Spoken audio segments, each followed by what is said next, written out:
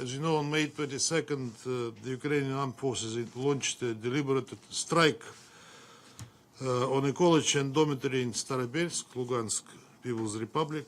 At Russia's request, literally the day before. Who was that?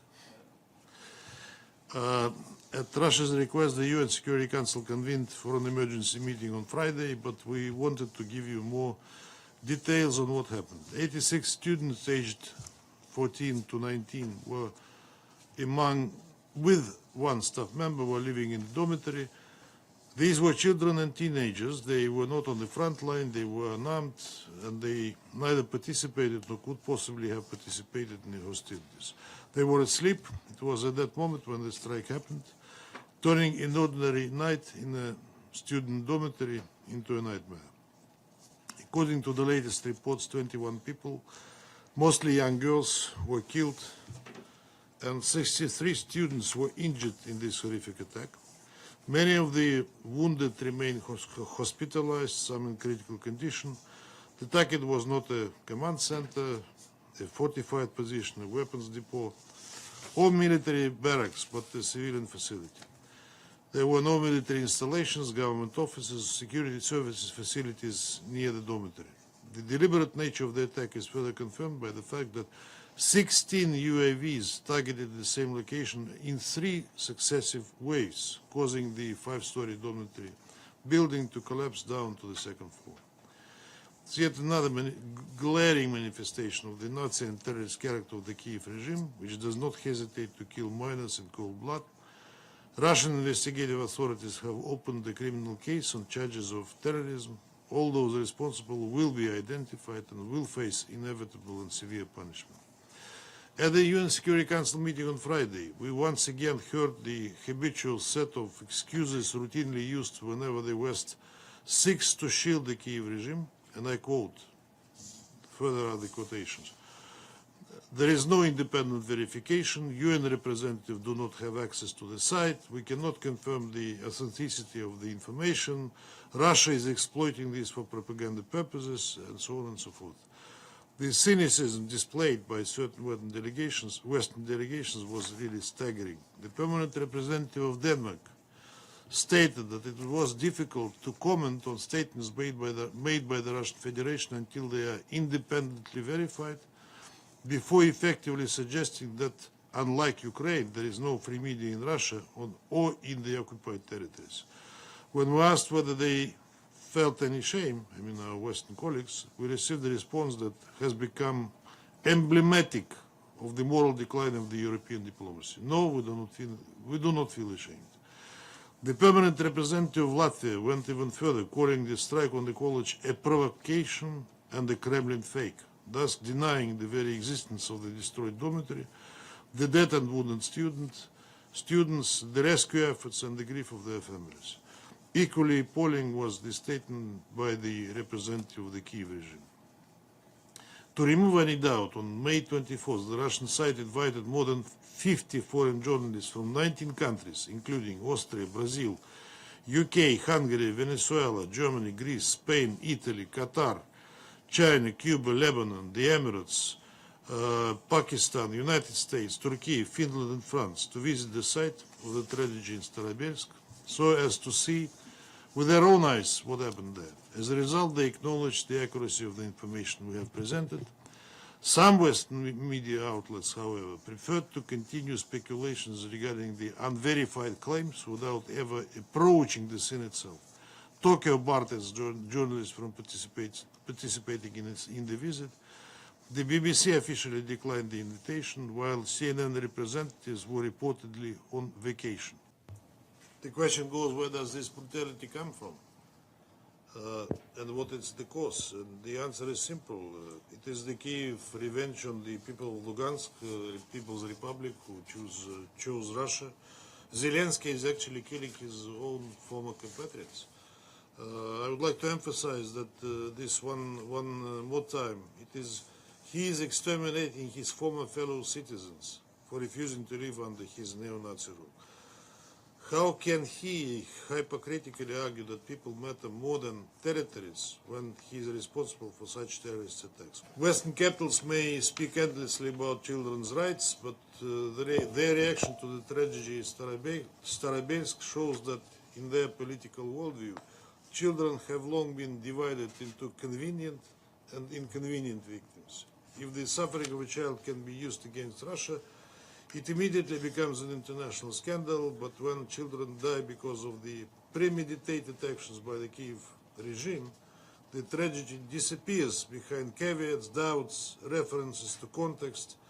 This is not merely double standards. This is moral failure and complete disgrace.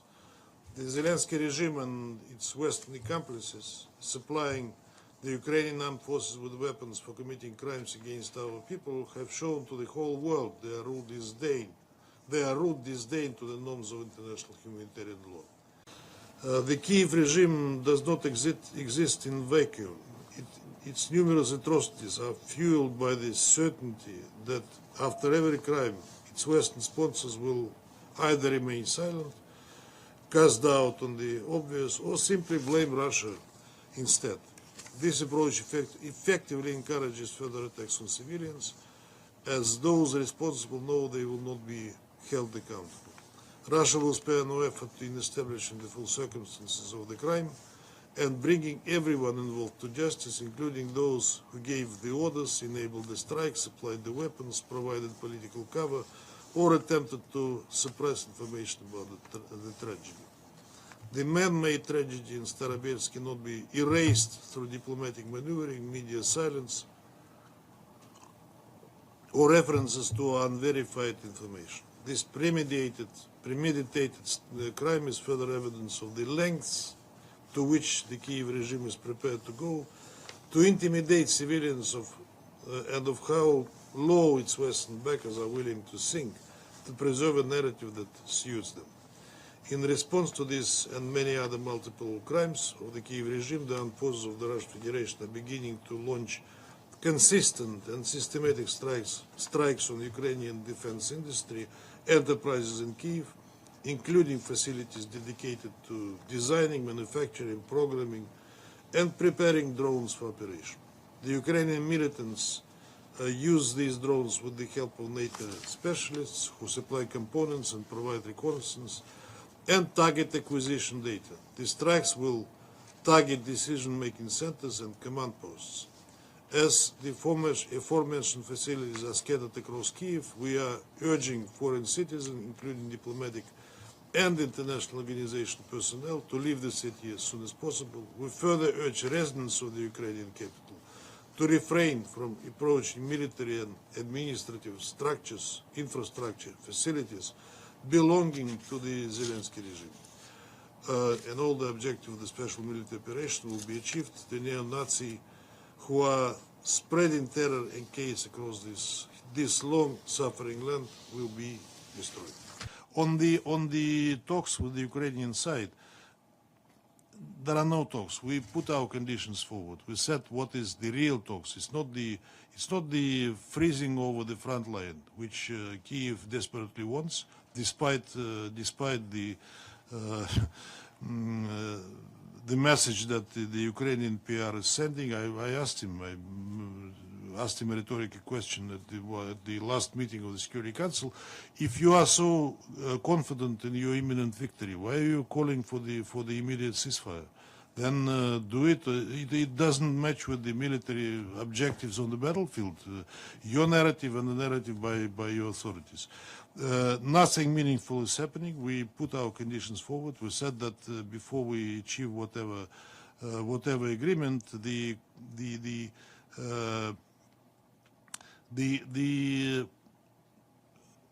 the core reasons why the whole thing started should be eliminated, and we should be able to talk about them, and that is, they are very well known. This is the NATO membership. This is the threat that Ukraine poses to Russia, the neo-Nazi nature of the regime, the persecution of the Russian-speaking population in the country, and the whole lot of these things.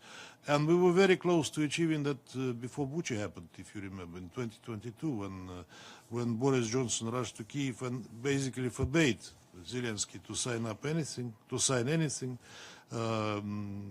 encouraging him to continue, ensuring him that the West will never leave Ukraine and that the victory is just behind the door, etc. It all collapsed then, but now we don't see any willingness on the part of the regime to participate in whatever negotiations. Yes, President Trump indeed, I think, quite genuinely wanted and continues still wants to this conflict to be finished, but the problem is that you cannot finish this conflict before addressing the root causes why it started. And indeed, Trump administration now is busy with other matters. We all know which, and perhaps the Russian-Ukrainian conflict is not on their priority list. There were talks that Kushner and Witkoff would go to Moscow shortly. As far as I know, they have not been there yet, and I don't know whether they are coming shortly or not either. You know, I was referring to, at one of the meetings, the previous meeting on Ukraine, that they have a system of these drone operators who are deliberately targeting civilian objects because this became a kind of a game, because for the targets that they destroy, they get promoted in the drone upgrading, whatever, and that, you know, that completely makes the point different. They are interested in, you know, hitting as many civilian objects as they can. They pursue the civilian cars, for example, etc. Because this becomes a computer game, and they are getting promoted for it. There's a system of upgrade of their drone facilities that they can get for the victims that they can find in the open field. So this is the difference between, I mean, I'm not saying that the war is a good thing. I'm not enjoying it. But I mean, in this kind of hostilities, yes, there are civilian victims, but the difference is that we never go after civilians deliberately. Jelajahi cara baru mendapatkan informasi. Download MetroTV Extend sekarang.